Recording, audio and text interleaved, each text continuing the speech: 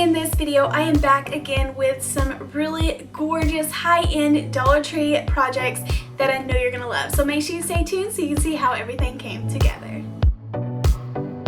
Hey sweet friends, and welcome back to my channel. In this video, I'm putting together some gorgeous high-end farmhouse decor that I know you're gonna love. I love these high-end videos, and you guys seem like you really enjoy them because it's so much fun trying to, even though we are using Dollar Tree items, to kind of recreate like larger pieces or nicer pieces that looks like you would buy from the store. So I really hope you're gonna love these. Make sure you give me a big thumbs up. Make sure you are subscribed if you love DIYing and crafting, and let's jump on into the video. Jumping on into the first DIY, I'm using one of these little wooden signs from Dollar Tree, and these actually have the eyelashes cut out of it, but I'm going to be covering that over. But I'm going to be using this sign backwards, so I go ahead and flip it over, and I just love using these signs because they have that beautiful wooden frame and look like a nicer piece. And I go ahead and just pop out the screws that was holding on the little sawtooth hanger, and then I was going to paint this. I thought that I originally was painting this truffle brown. It's like a dark brown color by the Waverly Paints. And I just knew that's what I had picked out, but after I poured it out, it was actually the antique wax that you're just kind of supposed to use for distressing like white chalk paint or putting over the top of there to give it like a little distress look or different tone.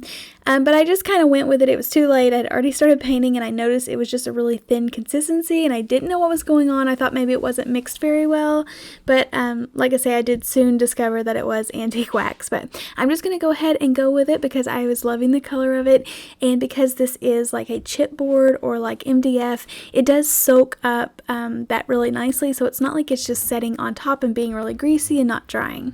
And then just to give this a little extra touch, I go ahead and distress the edges so a little bit of the lighter wood would show through. And then I was super excited to show you guys this paper. I picked up this paper recently from Hobby Lobby. It was in the large scrapbooking paper aisle where you get to buy each sheet individually, and it was on sale for $4 so it's just a quarter a piece.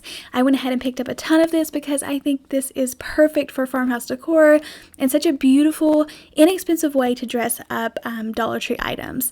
And I just love the cotton on it. I love the shiplap. So I knew this had to be the background of a sign, and I thought this would be a perfect way to cover up those eyelashes. So I go ahead and just push it down into the sign so I can see exactly where I need to cut it, and without having to do a lot of measuring. And then I am going to go ahead and Mod Podge this down just using the Dollar Tree Mod Podge. I put a thick layer on the back, and then after I get it glued down, I go ahead and cover the front of that with Mod Podge as well.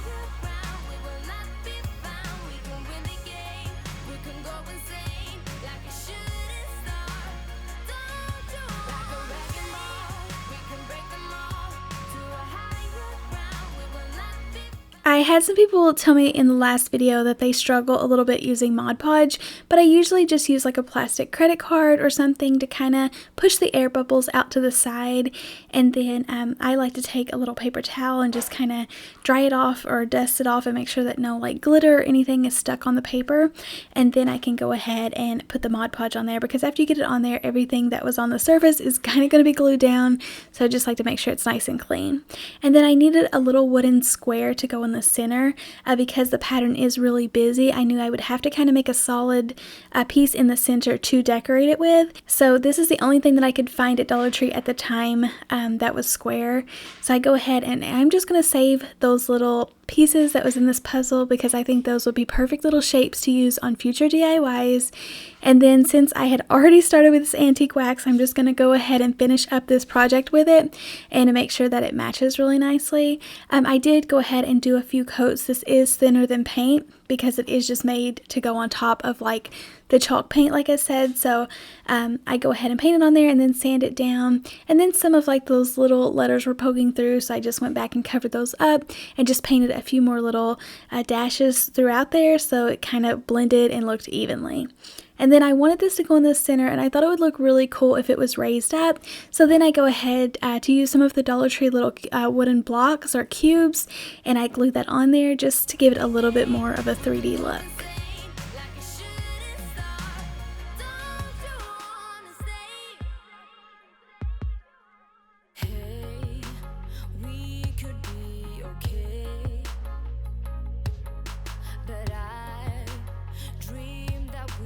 I think it would be so beautiful if you wanted to cut out like white wording on your Cricut, like make a little saying to go on there with vinyl. That would be beautiful. Or if you wanted to decorate like a little house or anything. I just went with an initial. I picked this up at Walmart. They had these beautiful little white distressed letters for 98 cents, I believe. And it just fit perfectly on the center of that wooden square, and I just love how it looks. I love the mixture of the dark wood and the white distressed wood, but I think the cotton paper just made this look so high-end and just a beautiful decor piece.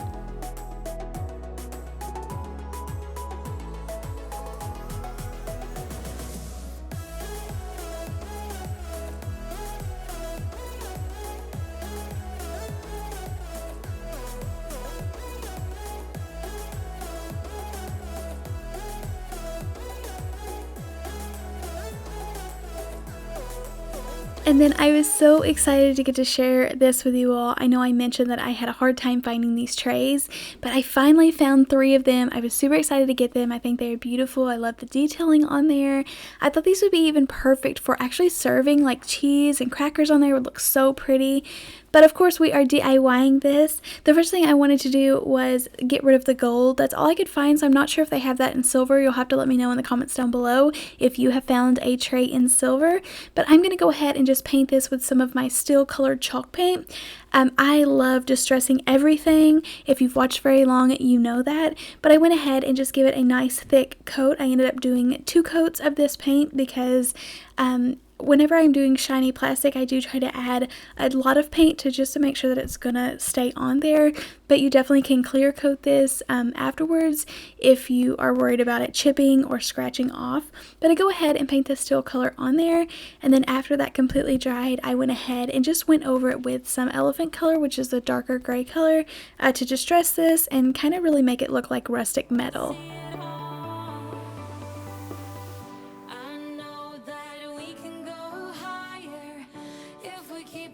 If we keep our faith, sometimes I'm like a whisper in a riot, but I grow stronger, keep believing in me. Say you're believing in me. You're believing in me. Say you're believing in me. You're believing. So after I get the tray how I liked it, and it doesn't have to be perfect because I am going to be covering it over, but a little bit of it is going to show through, and then I might use this for something else in the future. I went ahead and picked up 3 of these hurricane lanterns or candle holders from Dollar Tree, and that's what I'm going to be decorating. I'm going to put candles inside of there, but I wanted them to be a little bit more dressy than just your normal average clear glass candle holder. So once again, I am just in love with using this cotton paper, and I loved it so much on the first project that I just knew I wanted to use it again as fast as possible. So I thought this would be a really cute idea. I know that I've wrapped some of these hurricane lanterns in paper before, in some faux wood scrapbooking paper, and they turned out so cute. So I thought it would be fun to use a pattern to kind of see how it looked.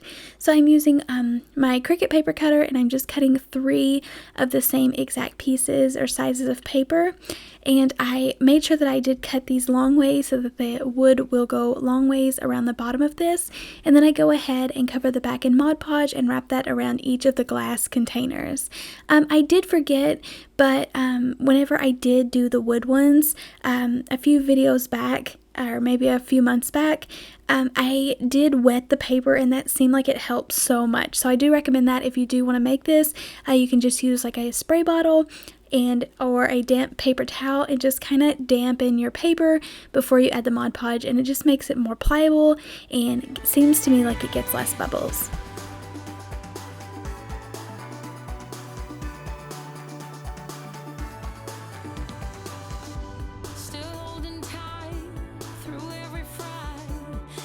And try to be super careful when touching these because you are going to have like Mod Podge on your hands, and you don't want to leave like glue fingerprints all over it, although you can wash these with some warm water, but it is just annoying getting the glass all cloudy. So after I made sure that these were really nice and straight, I'm going to go ahead and just line them up on the container or the little tray to see how they look. I had these stored in a tub. They are from Dollar Tree, so a couple of them were kind of not working right, so I do end up switching these candles out at the end, but this is all I could find at this moment, so I just went ahead and used them as placeholders and just kind of threw them in there. I also think since these are so tall, I would trust to light real candles in there, so I think this would be really pretty on a dinner table. But I do like LED candles for my decor pieces.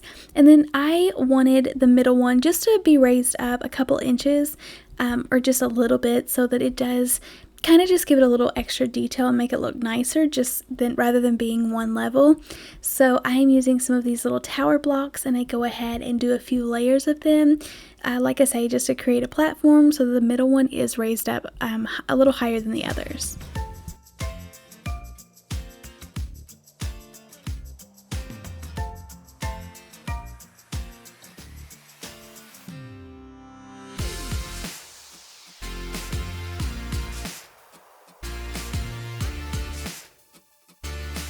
I did go ahead and try to hot glue everything down. I know hot glue and glass are not the best of friends. They're not going to stay together very long, but just so I can put this together, this is going to go up on a high little table, like an entryway table, and no one's going to bother it, so I'm not really worried about it like getting messed or moved around. So I go ahead and just tack them down with some hot glue so I can just finish this DIY. I found these really cool spider plants from Dollar Tree, and they have these beautiful large green leaves. So I'm going to go ahead and use this as the base and just kind of lay them around. I decided not to hot glue all of my leaves down just in case I want to change it up for fall or reuse some of this later on. But if I was going to keep this as a permanent project, for sure I would have went ahead and hot glued all these pieces down. It would have took a little bit of extra time, but they're less likely to come out and come unglued. So I'm just going to go ahead and set all of this down in there, and then like I say, it will be set up. So I feel like it's pretty safe and just will be something that you look at.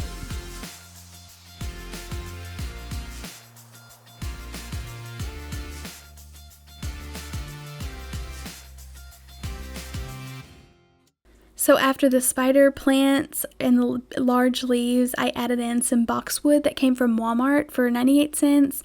And then I had a spring pick from Walmart with these purple flowers in there. So I just didn't add in the purple, but I added the greenery, and there's so much texture. And even though it's just green, I loved all the different types of plants on there. I think that green looks beautiful up against the cotton pattern on that paper and then against the gray tray, but I just think it turned out so pretty. Would be a gorgeous, like I said, dinner centerpiece, or perfect for a long entryway table.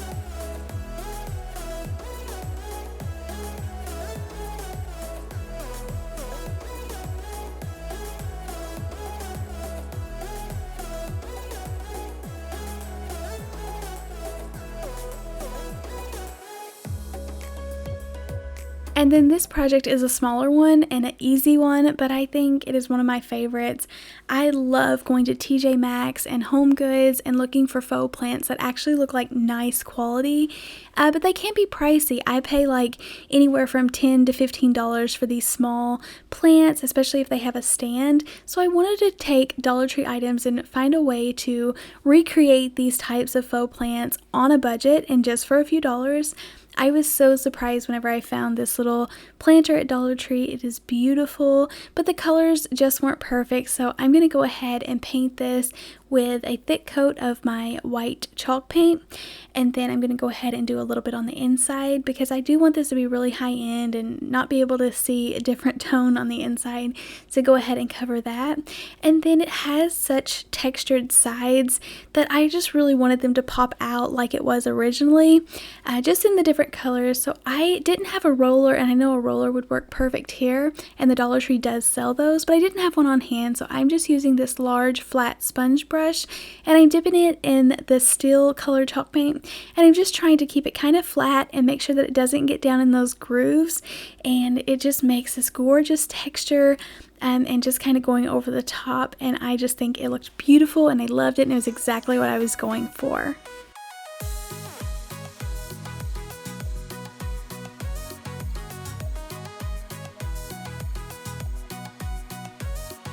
The larger brush didn't want to go down inside of this pot, so I did end up using a smaller one just to kind of get it to match.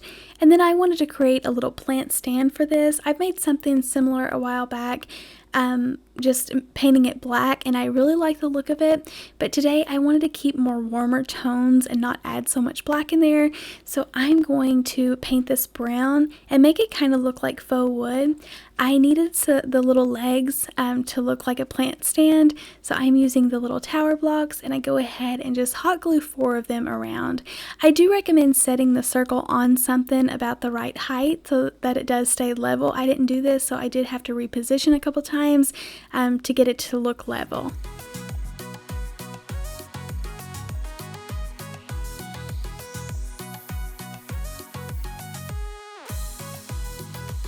I did fill in the hole because I am using one of these circle ornament or wreath ornaments, I think it's called, wreath charm. I can never remember what it's called, but I go ahead and just fill the hole in with some spackle, and I went ahead and sanded that down, and then whenever I paint it, you're not able to even tell where the hole was. And usually I go over like the dark truffle with a lighter color, but today I'm using this black because I thought it would be really pretty and kind of look more like modern farmhouse.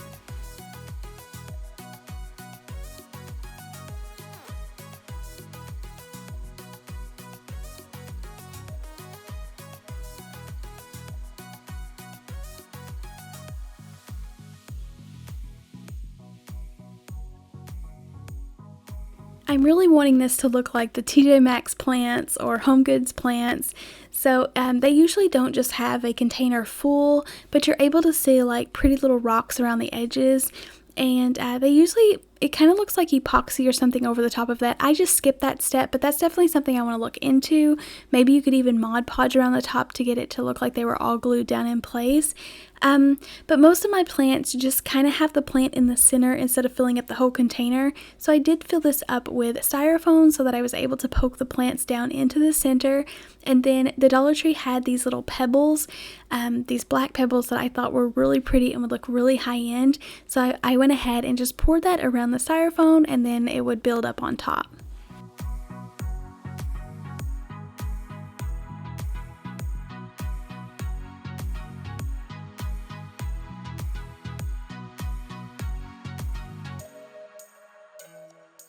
I feel like the stones made a huge impact, maybe not on camera, but whenever you are in person, you can just see them, and it adds extra texture and detail, and I just think that they look beautiful in there, and it goes with the base since I put some of that black in there. But I think this is exactly what I was going for. I think it is so pretty, and I was super excited that I made such like a high-end planner, because you'll have to let me know in the comments down below if you know what I'm talking about when you go in TJ Maxx and you're just obsessed with all the plants and succulents, and they have the cutest planners in there. But I just loved how this turned out and how inexpensive it was to create at home.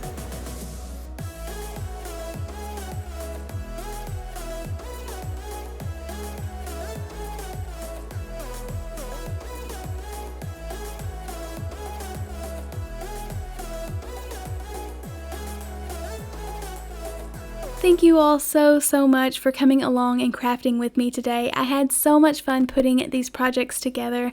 I was super excited and super inspired, and I was just cranking out these crafts all at the same time.